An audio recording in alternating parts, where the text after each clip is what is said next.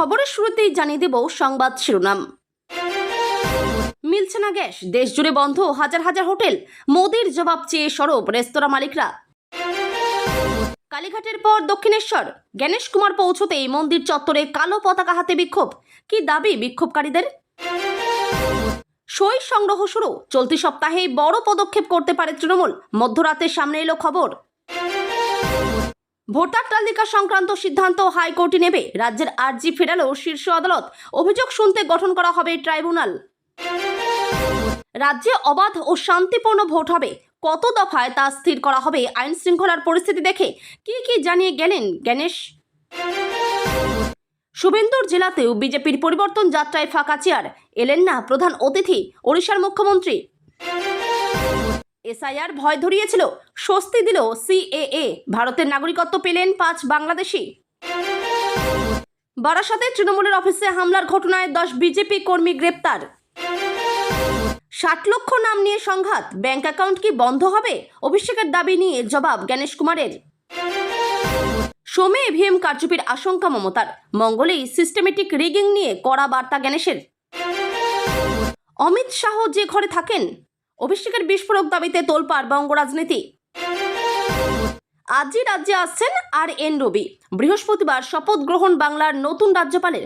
অনুষ্ঠানে থাকবেন কি মমতা? বাংলার বাড়ির পিছনে 20,000-এর খেলা, শোরগোল পড়তেই তৃণমূল প্রধান বললেন। দিল্লিতে শাহ অজিত বৈঠক, বিজেপি কর্মী জোট, ভোটের আগে পুরুলিয়ায় নয়া সমীকরণ।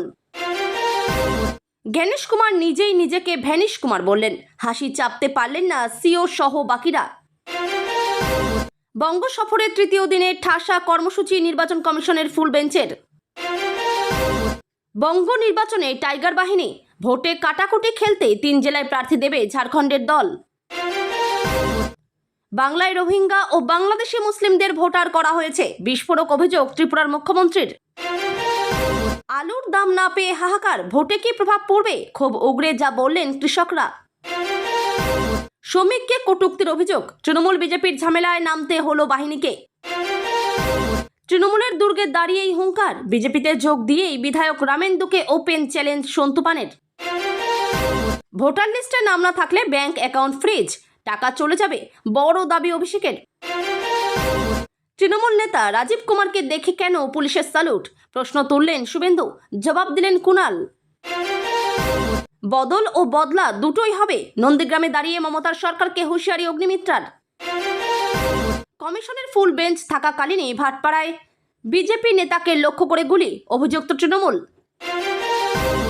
ধর্মতলার ধর্ণামঞ্চের কাছে বিজেপির লিফলেট বিলির অভিযোগ, ভোট চোর বলে নিশানা মুখ্যমন্ত্রীর। মমতার চিঠিতেও চুপ, অভিষেক চন্দ্রিমাকে ধমক কেন? বিতর্কে মুখ খুললেন গণেশ। ভোটের আগের দিনও যদি নাম চূড়ান্ত হয়, এসআইআর মামলায় সুপ্রিম কোর্টের বড় নির্দেশ, ভোট দিতে পারবেন। স্কুলের মধ্যেই 2য় শ্রেণীর ছাত্রীকে ধর্ষণের অভিযোগ শিক্ষকের বিরুদ্ধে। অবশেষে বাংলায় ভোটের দিন ঘোষণা, কবে নির্বাচন সম্ভাব্য দিন জানিয়ে দিলেন শুভেন্দু। এই প্রথমবার তৃণমূলকে ভোট দিলেন প্রতিকূল, সিপিএম ত্যাগী রহমান বলেন, জীবনের নয়া অধ্যায় শুরু হলো। জুডিশিয়াল অফিসারদের সিদ্ধান্ত নিয়ে প্রশ্ন করার দুঃসাহসও দেখাবেন না, কড়া বার্তা সুপ্রিম কোর্টের। ইউনিফর্ম সিভিল কোডই সমাধান, মুসলিম মহিলাদের উত্তরাধিকার নিয়ে মামলায় বড় মন্তব্য সুপ্রিম কোর্টের। ব্রাহ্মণ পরিবারের 2 কোটি ভোট দিদির কাছে যাবে, বললেন ব্রাহ্মণ সমাজের প্রেসিডেন্ট। রেডি থাকুন, আপনার ব্যবস্থা করছি, হুমকি ফোনের পর বিএলওর বাড়িতে হামলা, নেপথ্যে নাম বাদ যাওয়া ভোটার। ভারতীয়রা চুলোয় যাক, বাংলাদেশকে বাঁচাতে 5,000 টন ডিজেল পাঠাচ্ছে মোদী সরকার। নবান্ন থেকে অভিযানের অভিমুখ ঘুরল ধর্ণা মঞ্চের দিকে, সিভিল ডিফেন্স এবং বিপর্যয় মোকাবিলা বাহিনীর 64 জন ধৃত। ভোটার তালিকা থেকে নাম কেন বাদ পড়ল জানাতে হবে কারণ, এসআইআর নিয়ে নির্দেশ শীর্ষ আদালতের। 70 কোটি টাকার জাল নোট উদ্ধার, বেলঘরিয়ার দম্পতিকে গ্রেপ্তার করল নেপালের গোয়েন্দা দপ্তর। পহেলগাঁও হামলায় মোদি শাহকে দায়ী করে পোস্ট, লোকসঙ্গীত শিল্পীকে জামিন দিল সুপ্রিম কোর্ট। এতক্ষণ শুনছিলেন সংবাদ শিরোনাম, এখন আসছি বিস্তারিত খবরে। তার আগে ছোট্ট একটা অনুরোধ, চ্যানেলে নতুন হয়ে থাকলে চ্যানেলটি সাবস্ক্রাইব করবেন। ইরান আমেরিকা যুদ্ধের জেরে এবার বড়সড় ক্ষতির মুখে ভারতের হোটেল ব্যবসা। জানা গিয়েছে মঙ্গলবার থেকে মুম্বাইয়ের অন্তত 20% হোটেল বন্ধ হয়ে যাবে। যুদ্ধের আবহে বাণিজ্যিক গ্যাস পেতে প্রবল সমস্যা হচ্ছে বলেই জানাচ্ছেন হোটেল মালিকরা। একই ছবি চেন্নাই, বেঙ্গালুরুর মতো শহরগুলিতেও। গ্যাসের সমস্যা মেটাতে কেন্দ্রের পদক্ষেপ দাবি করেছেন তারা। সূত্রের খবর, এলপিজি উৎপাদন বাড়াতে শোধনাগারগুলিকে নির্দেশ দিয়েছে কেন্দ্র। ভয়ঙ্কর যুদ্ধের সরাসরি প্রভাব পড়তে শুরু করেছে ভারতের সাধারণ নাগরিকদের উপর। এক ধাক্কায় 60 টাকা বেড়েছে রান্নার গ্যাসের দাম। বাণিজ্যিক গ্যাসের দাম সিলিন্ডার পিছু 115 টাকা বেড়েছে।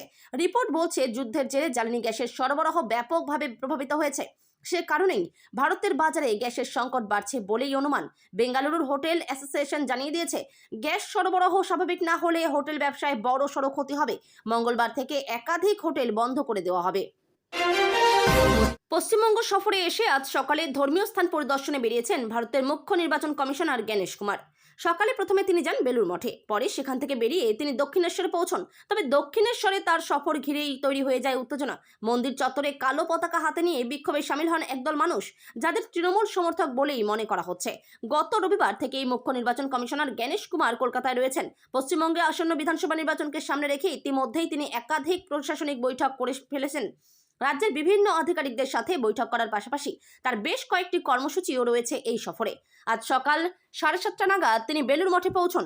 সেখানে তিনি প্রায় 40 থেকে 45 মিনিট সময় কাটান। মঠের বিভিন্ন অংশ ঘুরে দেখেন। মঠের মহারাজদের সাথে কথাবার্তাও বলেন তিনি। বেলুর মঠ থেকে বেরোনোর সময় সাংবাদিকদের মুখোমুখি হয়ে গণেশ কুমার বলেন যে পশ্চিমবঙ্গ হলো রামকৃষ্ণ এবং স্বামী বিবেকানন্দের পবিত্র ভূমি। তার কথায় পশ্চিমবঙ্গের মধ্যে কোনো হিংসা ছাড়াই বিধানসভা নির্বাচন সম্পন্ন করতে নির্বাচন কমিশন বদ্ধপরিকর। গত রবিবার থেকে মুখ্য নির্বাচন কমিশনার গণেশ কুমার কলকাতায় রয়েছেন। পশ্চিমবঙ্গে আসন্ন বিধানসভা নির্বাচন সামনে রেখে ইতিমধ্যেই তিনি একাধিক প্রশাসনিক বৈঠক করে ফেলেছেন। রাজ্যের বিভিন্ন আধিকারিকদের সাথে বৈঠক করার পাশাপাশি তার বেশ কয়েকটি কর্মসূচিও রয়েছে এই সফরে। আজ সকাল 7:30 নাগাদ তিনি বেলুর মঠে পৌঁছন। সেখানে তিনি প্রায় 40 থেকে 45 মিনিট সময় কাটান। মঠের বিভিন্ন অংশ ঘুরে দেখেন। মঠের মহারাজদের সাথেই কথাবার্তাও বলেন তিনি।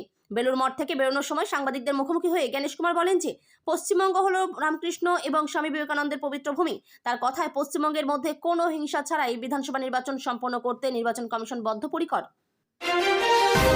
একদিকে শহরে দফায় দফায় বৈঠক করছেন মুখ্য নির্বাচন কমিশনার, অপরদিকে মেট্রো চ্যানেলে ধর্নায় বসে রয়েছেন তৃণমূল সুপ্রিমো মমতা বন্দ্যোপাধ্যায়।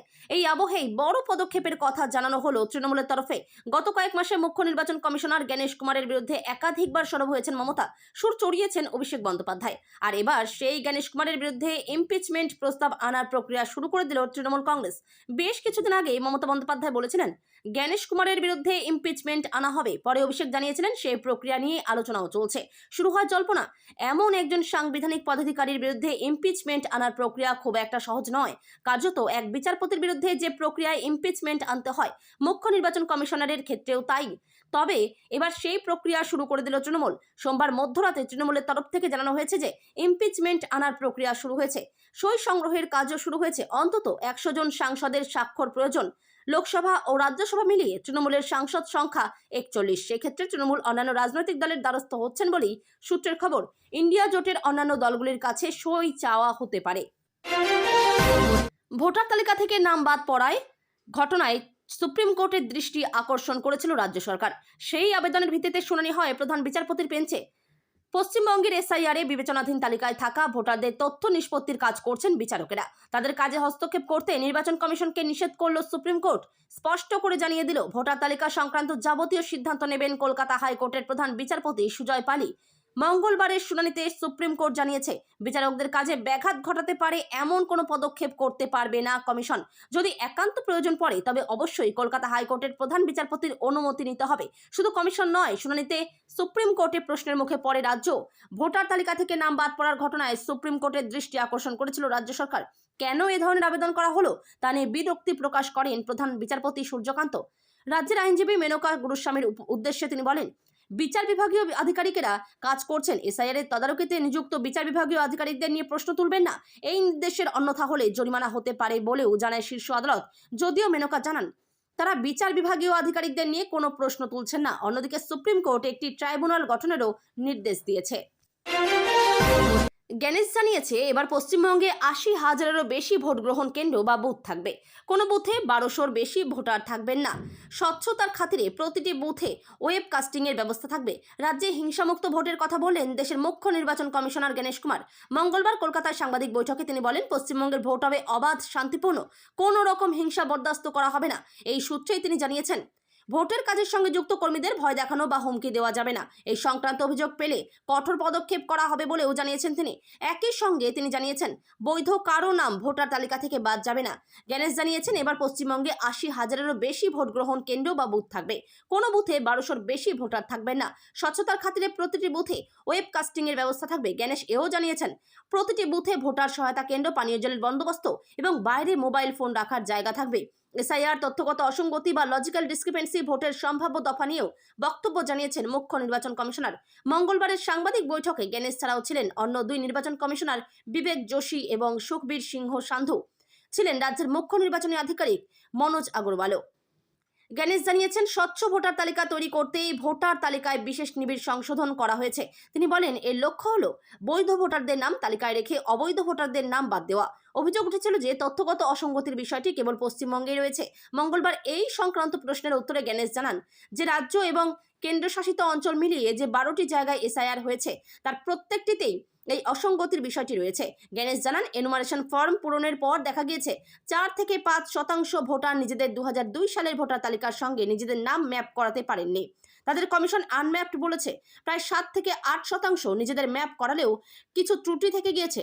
এই তথ্যগত অসঙ্গতির কারণে তাদের শুনানিতে ডাকা হয়।